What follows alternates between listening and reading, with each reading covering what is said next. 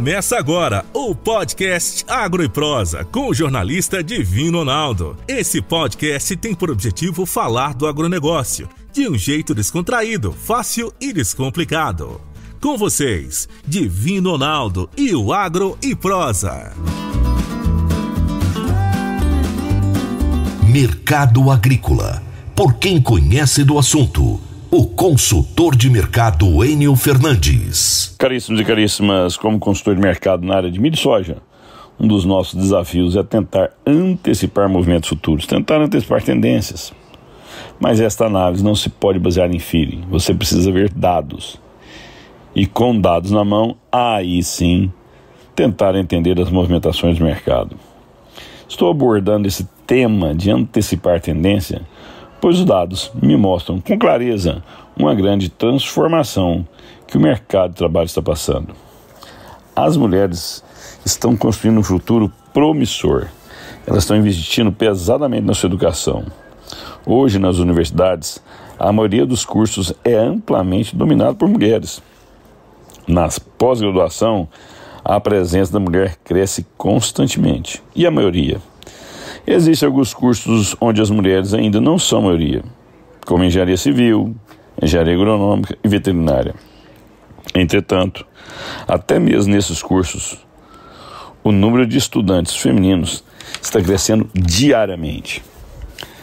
As mulheres estão ganhando mercado no agro dia a dia. Em busca de conhecimento, muitos estudantes também tentam fazer intercâmbios para conhecer outras culturas, aprender outras línguas, ampliar sua visão de mundo. Novamente, aqui, as mulheres são ampla maioria. As estudantes femininas são muito mais numerosas que estudantes masculinos nos intercâmbios internacionais. Em um mundo que o maior insumo é o conhecimento, fica claro para mim que no futuro próximo, os postos de liderança das grandes empresas serão ocupados por mulheres. Elas estão construindo essa nova realidade, investindo pesadamente no conhecimento. Elas serão líderes dos setores que movimentam a economia mundial, inclusive do agro. Em pouco tempo, os cargos de liderança do agro serão ocupados pelas mulheres. Enio Fernandes, Terra, Agronegócios. Obrigado.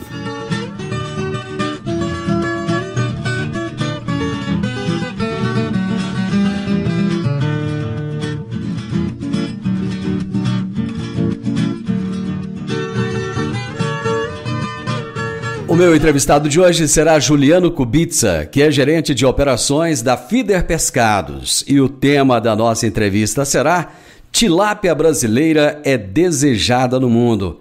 Juliano, prazer muito grande ter você aqui. Muito obrigado por aceitar o meu convite. Oi, Divino, tudo jóia? E eu que agradeço a oportunidade de falar um pouco da tilápia. Cara, eu fiquei muito feliz e muito interessado nesse nosso bate-papo, porque eu nunca tinha falado de peixe por aqui. De repente, semana atrasada, bati um papo a respeito de peixe, agora outro papo, e eu achei bem bacana. Isso prova que o mercado está aquecendo e deve estar aquecido, eu imagino, né? Como é que está esse mercado?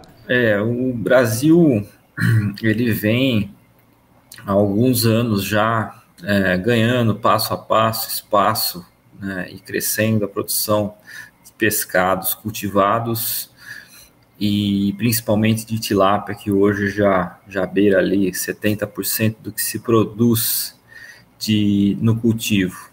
Mas ainda é bem pequeno, né? Quando a gente compara o pescado, a aquacultura com outras cadeias que o Brasil já domina e está sempre entre os principais players do mundo, ainda engatinha. E até por isso que os números muitas vezes chamam a atenção, né?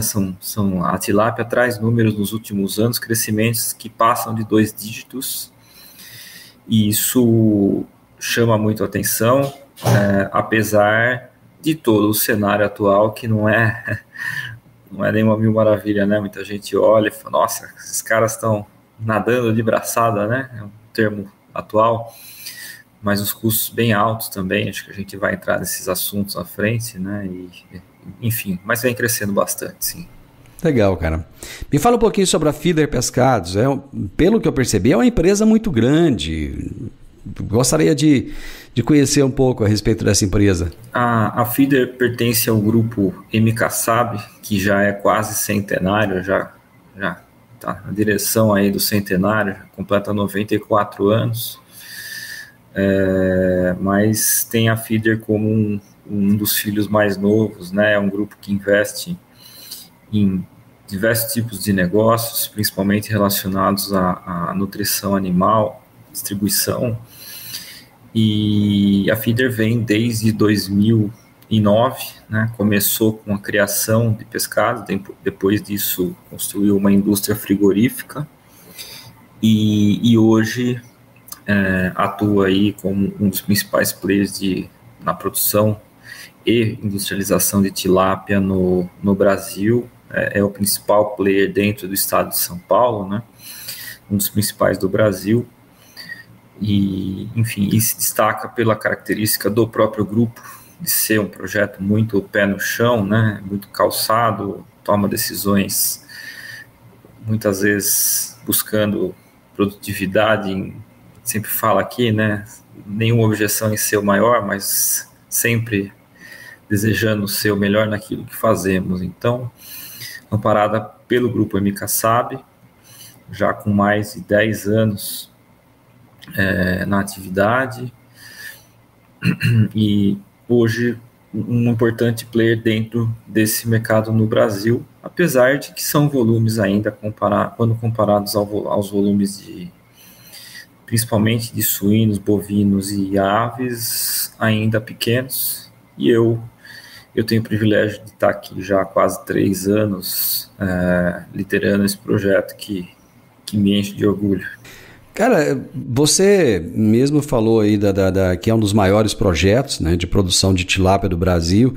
E como é que surgiu esse interesse do grupo MKSAB aí por esse tipo de proteína? Hoje, quando a gente olha para o cenário mundial e o Brasil como um celeiro de produção de proteína, não só de proteína, né, mas um celeiro de produção de alimento para o mundo, fica evidente que, assim como somos muito fortes em frango, em boi, em suíno, em algum momento o Brasil desponta e vai ser também no peixe. Isso por fatores de disponibilidade de matéria-prima para ração, disponibilidade de água, disponibilidade de área. Quer dizer, o Brasil é um paraíso para se produzir um peixe tropical, ainda pouco explorado. A China é um grande player, né, que hoje tem quase 2 milhões, perto de 2 milhões de toneladas de produção ano. O Brasil está ali beirando as 600 mil toneladas, quer dizer, eles são 3 vezes maiores, mas a gente tem de longe a condição de se tornar um dos principais players mundiais. É lógico que a via sacra para chegar nisso é longa, né? Não é da noite para o dia que se ganha escala, que se ganha produtividade. E o grupo olhou para isso, né? Era uma proteína que ainda carecia de ganho de escala e tudo mais, né? Quando você olha para as outras, é difícil entrar, né? Tá todo mundo muito grande já, né? Para você entrar, você tem que entrar muito forte.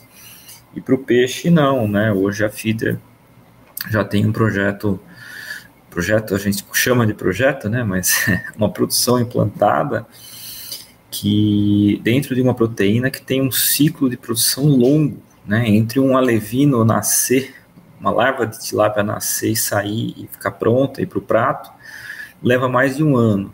Quando a gente soma isso à burocracia de você implantar uma produção nova, de instalar tanques, de formar time, de ter produtividade, de você se instalar de fato no mercado, é algo que, entre decidir fazer e de fato chegar no estágio atual, que a gente está no trilho, né, já produzindo, é algo que demora, assim, sendo muito otimista, a decisão de fazer e ter tudo rodando leva pelo menos 3 anos, se correr tudo bem, né? Então, a decisão foi olhando muito para isso, olhando muito para o mercado interno também, que come muito pouco peixe ainda. Então, é um Brasil com mais de 200 milhões de pessoas, ainda com consumo muito baixo, que, se estimulado, seguramente consome 2, 3 quilos por habitante a mais, né?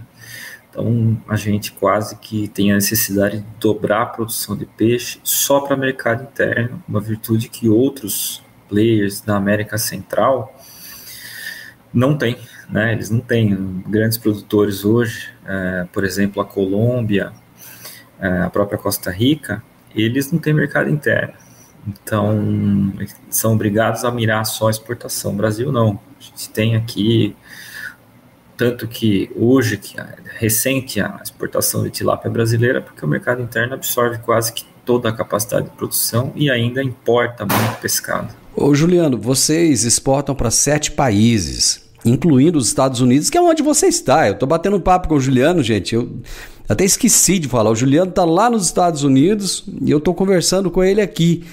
Então, quais foram os maiores desafios para vocês entrarem nesses mercados que são tão exigentes?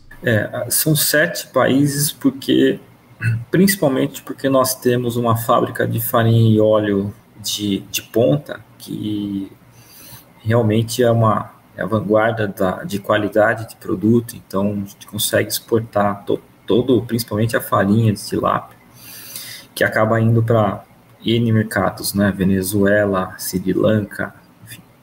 E os filés e os peixes eviscerados, eles são mais produtos de alto valor agregado, são voltados mais para Estados Unidos e um pouco Canadá, né? Para a gente foi pouca coisa, mas chegamos a exportar. E a característica principal é a barra de qualidade, eu diria, né? Assim, não dá para se meter nesse negócio sem estar muito pronto, né? Tanto em certificações quanto em processo produtivo, assertividade de produção. Então, se você vende um filé de 250 gramas, entregue um filé de 250 gramas na data combinada, na qualidade combinada e com o shelf life combinado. E se isso acontece, fica uma roda positiva, você vende mais, você consegue melhores preços.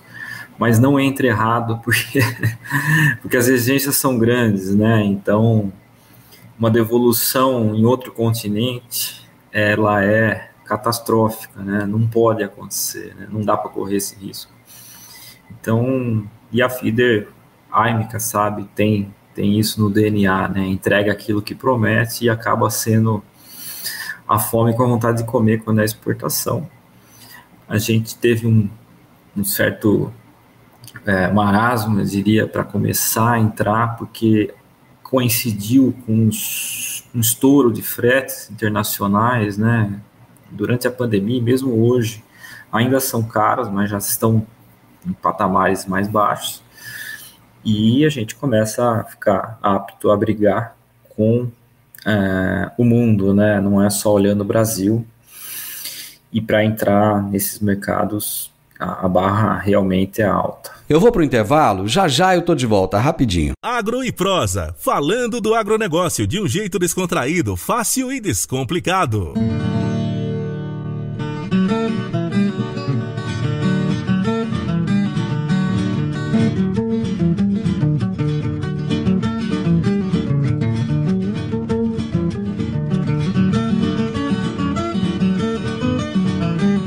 Eu estou conversando hoje com Juliano Kubitsa, gerente de operações da Feeder Pescados, e estamos falando a respeito da tilápia brasileira, que é sucesso agora no mundo todo.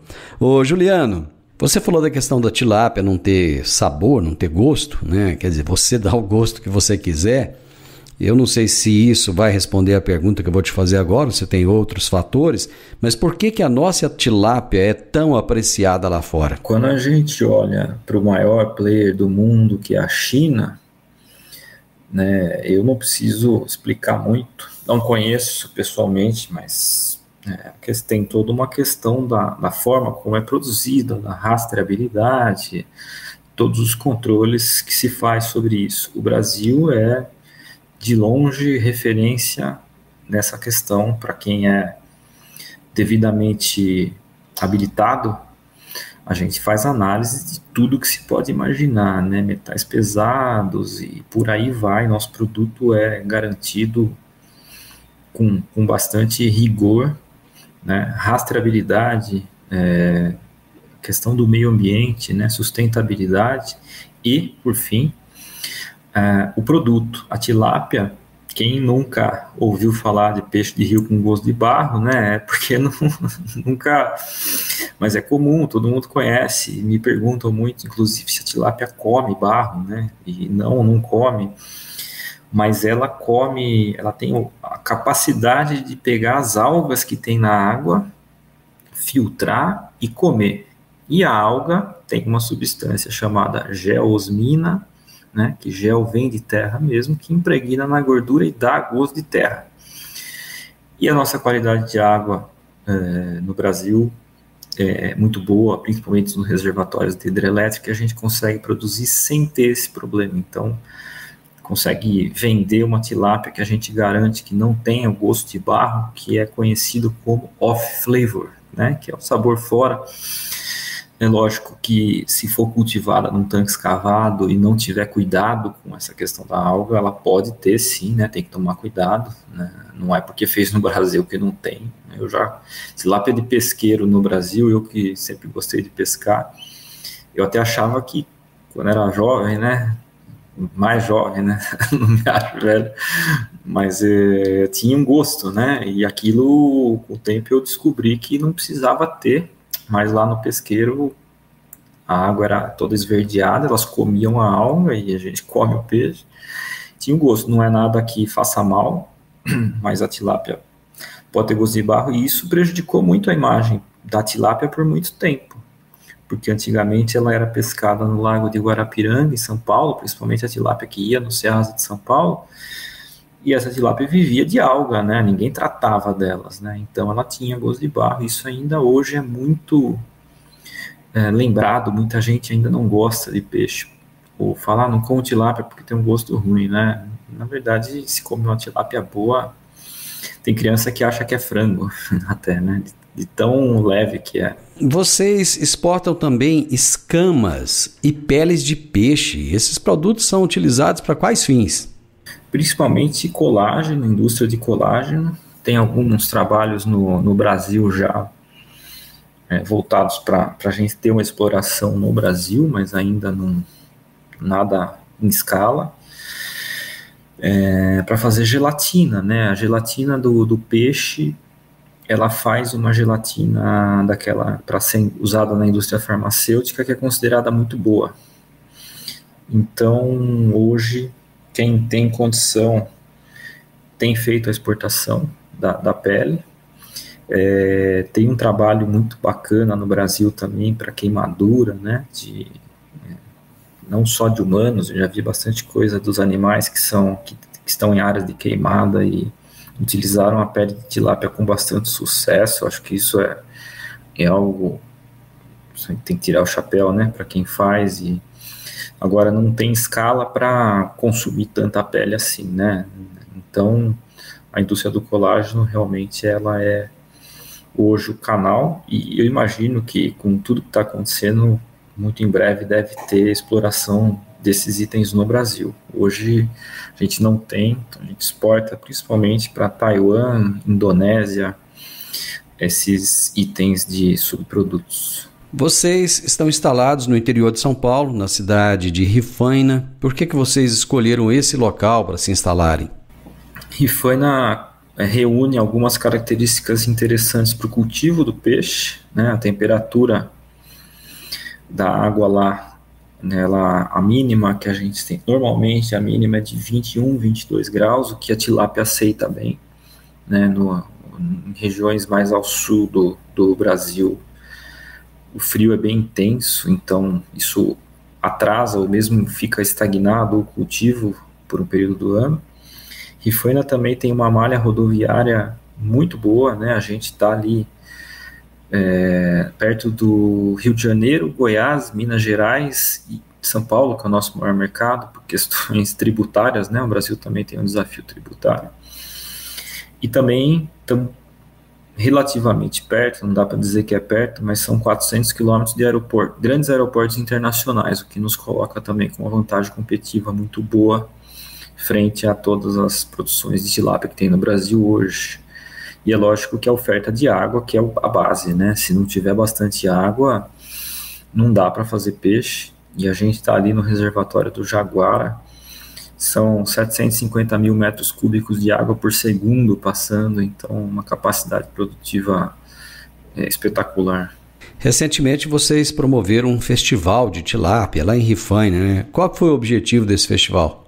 O consumo, principalmente, e também ligar alguns elos, né? Muita gente vai para Rifaina e não sabe que a tilápia é produzida lá e come, então passa a saber, né, que ela está ali num local de produção, está muito perto, e também para que mais pessoas conheçam Rifaina, que é realmente uma joia, uma cidade muito bonita, agradável, e tem lá,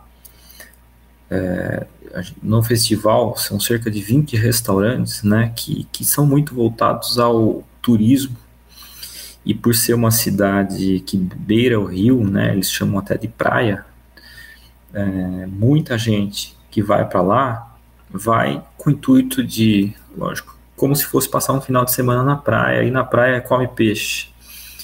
Então, no movimento de um restaurante da cidade, normalmente, sem o festival, são 70% a 80% dos pratos são de peixe.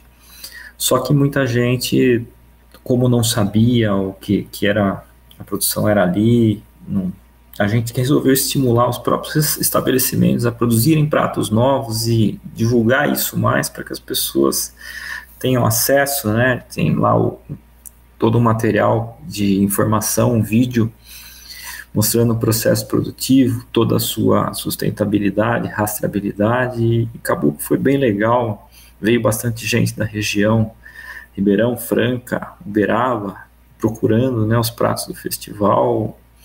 A gente conseguiu fazer acho que um engajamento bom aí da cidade com os turistas, e foi bastante positivo.